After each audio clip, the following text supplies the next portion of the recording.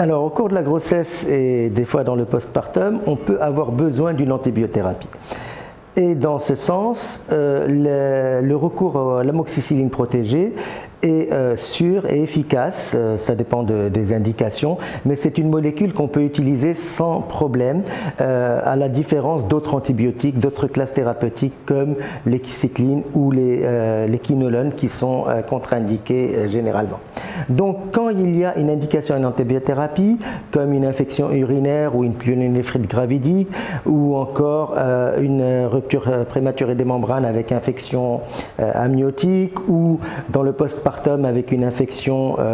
une endométrite ou une infection de la plaie césarienne, ou tout simplement au cours de la grossesse pour une angine, une grippe qui nécessite des antibiotiques, on peut avec toute sécurité utiliser donc une amoxicilline protégée. Par contre, ce qui est important, et c'est ça la différence avec les autres dames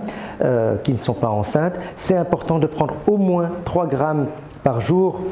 3 sachets par jour d'amoxicilline protégée et non pas 2 comme les infections usuelles, parce que le volume de distribution, c'est-à-dire l'espace où va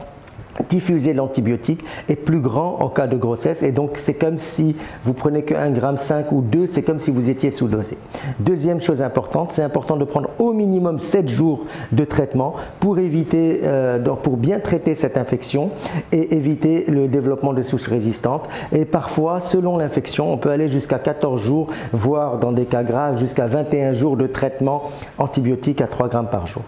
Dans le postpartum, on peut prendre jusqu'à 2 grammes, voire 3 grammes par jour selon l'indication. Et encore une fois, je terminerai en disant que l'amoxicilline protégée est tout à fait safe, tout à fait sécurisée, sans effet indésirable ou malformatif pour le bébé ou pour l'enfant allaitant.